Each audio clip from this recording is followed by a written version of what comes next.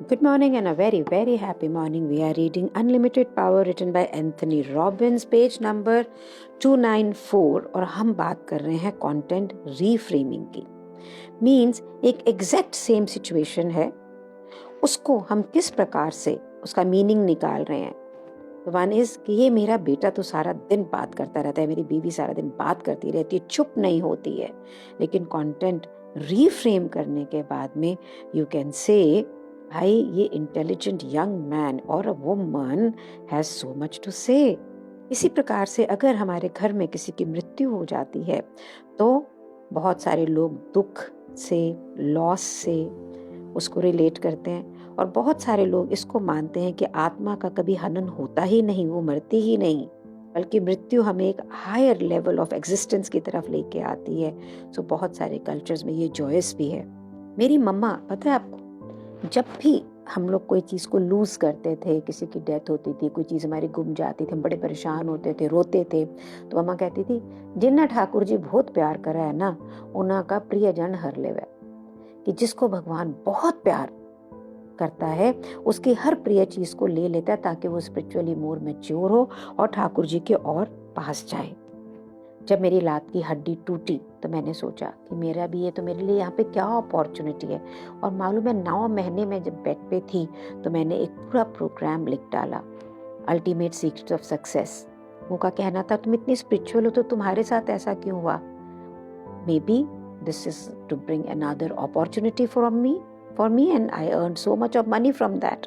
Also जब मैं bed पे थी I could see such a beautiful relationships around me, people taking care of me. मैंने ऐसा प्यार कभी भी जीवन में एक्सपीरियंस ही नहीं किया था। राइटर यहाँ पे ये कहता है कि एक बहुत ही इंटरेस्टिंग रीफ्रेमिंग मैं आपको बताता हूँ। अगर कोई ऐसी सिचुएशन है जहाँ पे आप बहुत अपसेट हो रहे हैं और किसी ने आपको बहुत ही बुरे नेगेटिव शब्द बोल रहा है तो आप उसकी टोनालिटीज को बदल दें अपने फेवरेट सिंगर के लिए। आपका फेवरेट सिंगर गाता है, जो वो बोल रहा है आपको ऐसा लगना चाहिए कि जैसे वो सिंगर गा रहा हो।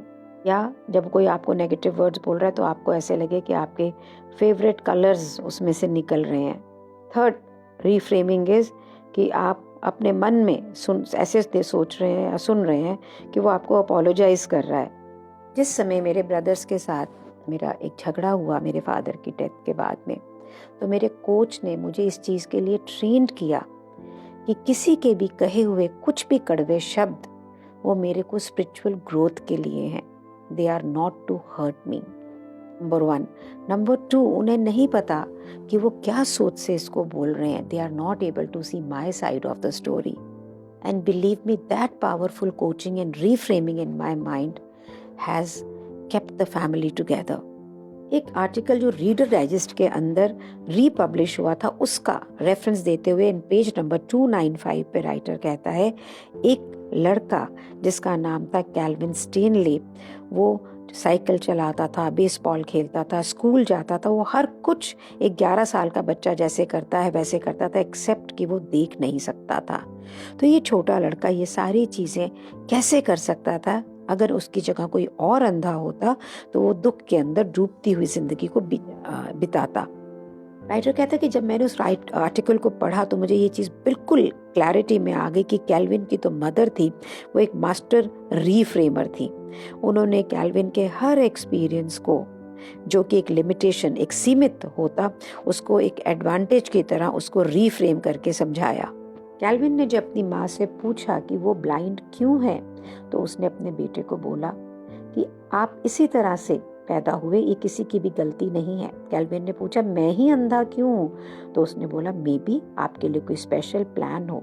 और फिर वो कैल्विन के साथ बैठ के उन्होंने बोला सिर्फ फर्क इतना है कि लोग अपनी आंखों से देखते हैं, तुम अपने हाथों से देख रहे हो और ऐसा कुछ भी नहीं है जो तुम नहीं कर सकते हो। कैल्विन एक दिन बहुत ही उदास था जब उसने ये रियलाइज किया कि वो अपनी माँ के फेस को कभी भी नहीं देख पाएगी। उसकी माँ ने उसको बोला कैल्विन तुम मुझे देख सकते हो अपने हाथों से, मेरी वॉइस को सुन के, और तुम मेरे बारे में ज्यादा बता सकते हो बनिस्बत उसके कि कोई मुझे सिर्फ आंखों से देख रहा हो।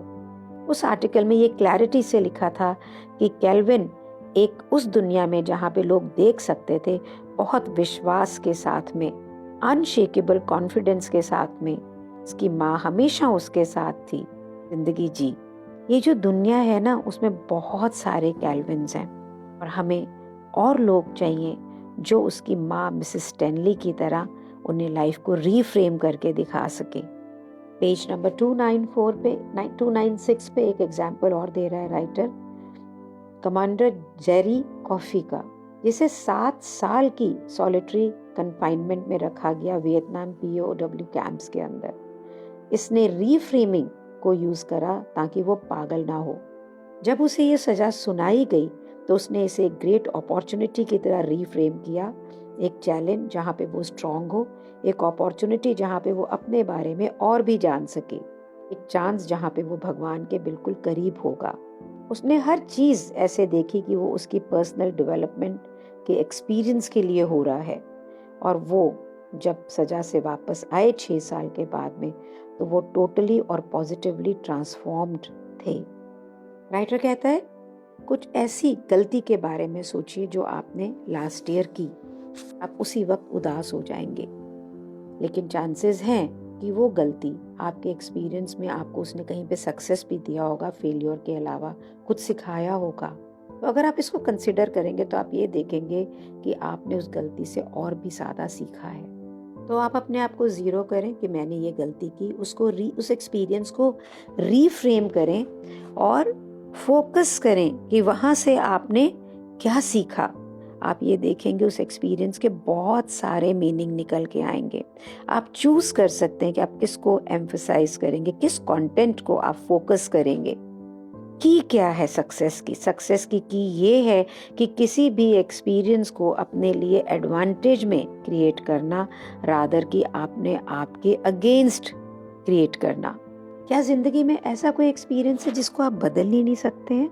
कोई ऐसा बिहेवियर है जो आपके बीइंग का ऐसा हिस्सा है जिसे काट के फेंका नहीं जा सकता? क्या आप बिहेवियर ही रह गए हो या आप उसके चार्ज में हो?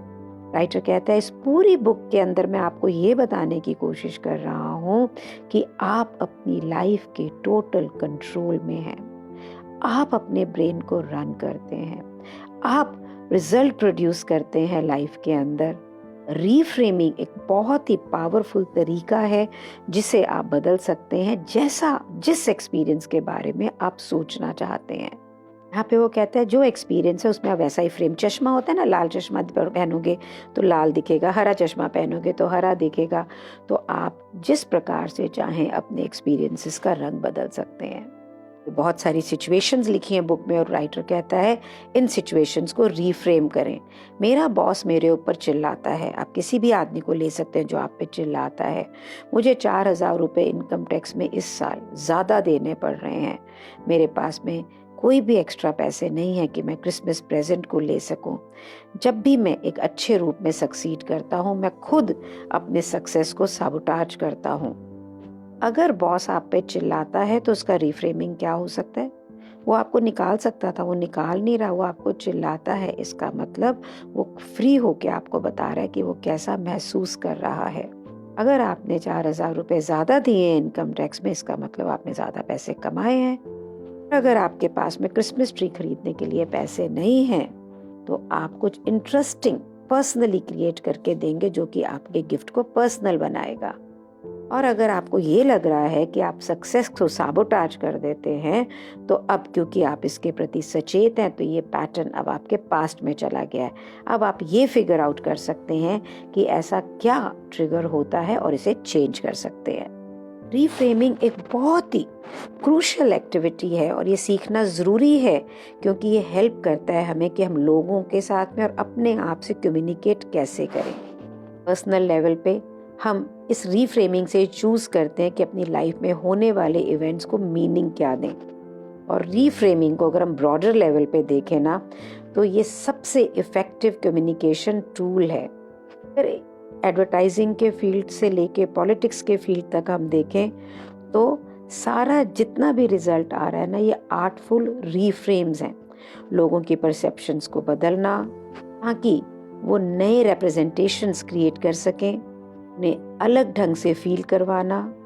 जो कहता है, मेरे एक दोस्त ने अपना हेल्थ रेस्टोरेंट की जो चेन है वो जनरल मिल्स को 167 टाइम्स जो वो कमा रहा था उससे ज़्यादा में बेच दी।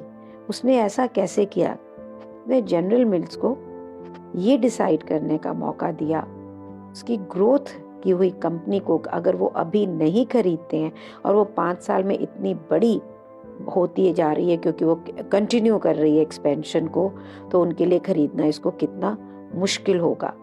कि जनरल मिल्स को अपने कॉर्पोरेट गोल्स को पूरा करना था, तो वो उसके जो रीफ्रेमिंग उसने जो दिखाया, उसको जो उसने रास्ता दिखाया उसको उन्होंने एग्री किया। उस परसुएशन से उनकी परसेप्शन धारणा बदली और उन्होंने इसके बिजनेस को लिया।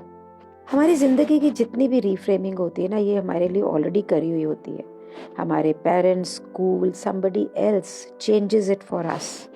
एडवर्टीजमेंट्स हम देखते हैं वो क्या है, इतनी बड़ी एक इंडस्ट्री है जिसका सोल पर्पस क्या है कि वो हमारी धारणाओं को बदले और फिर बदले। क्या आपको लगता है कि जो ये बियर का जो ब्रांड है या कार है या कोई सिगरेट का ब्रांड है, इसमें कोई बहुत माचो कुछ है, इसके अंदर कोई बहुत सेक्सी है या कुछ बहुत रोमांटिसाइज्ड है?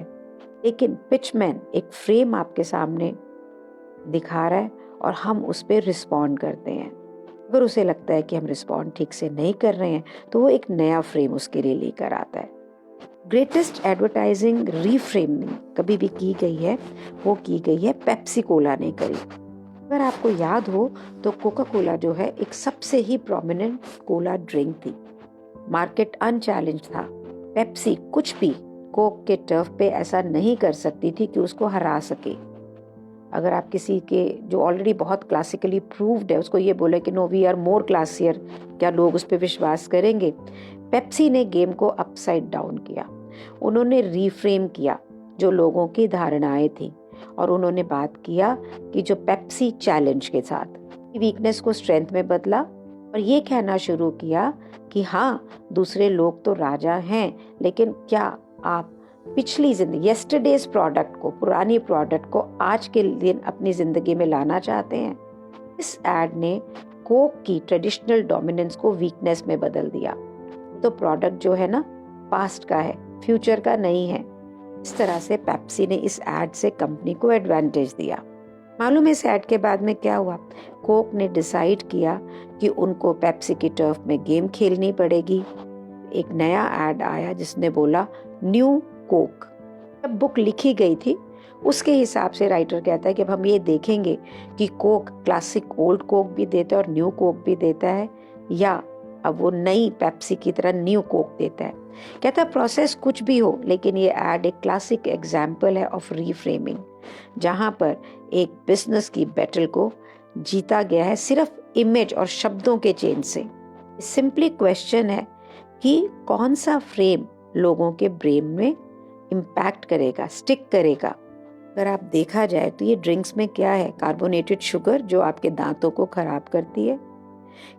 जो पेप्सी का टेस्ट है अगर उसके कोक के टेस्ट से कोई कंपेयर करें तो कोई इनहेरेंटली कुछ ऐसा नहीं दिखाई देता है कि भाई बहुत ही कोई लड़ने वाली बात है। सिर्फ फ्रेम चेंज करने से, टर्म्स चेंज करने से पेप्सी ने एक सबसे बड़ा मार्केटिंग कूप हिस्ट्री के अंदर क्रिएट किया। So guys, what are we doing in our life? After 2 years almost, I came back to the retail and the designing of the product. नहीं तो मैं ट्रेनिंग कर रही थी, कंसल्टेंसी कर रही थी, और मैं देख रही हूँ तेजी से चीज़ें बढ़ रही हैं। पहले जब आई तो बिल्कुल हिट किया कि यार इतना सारा सामान लोग इतना सारा प्रोड्यूस कर रहे हैं, कहाँ मैं इस कंपटीशन में जा रही हूँ। फिर इमीडिएटली मैंने अपने आप को रीफ्रेम किया, अगर लोग इतना प्रोड्यूस कर रहे हैं तो इसका मतलब कि मार्केट के अंदर एक बहुत ही बड़ा स्कोप ऑफ वर्क है। तो चल, let's take a slice of it, why not more of it. Believe me, इतने सारे ब्रेक थ्रू हुए हैं within last 4-5 months which are exceptional. It seems कि मैं मेरी जिंदगी की सबसे बड़ी इनिंग खेल रही हूँ। ऐसा तो नहीं है कि आपकी जिंदगी की सबसे बड़ी इनिंग वेट कर रही है कि आप अपने सोच को रिफ्रेम करें। देखिए कहाँ पे मायूसी है, स्ट्रेस है, नेगेटिविटी है। Just sit and reframe and see your life rocking. Thank you so much for being in my life. Thank you so much.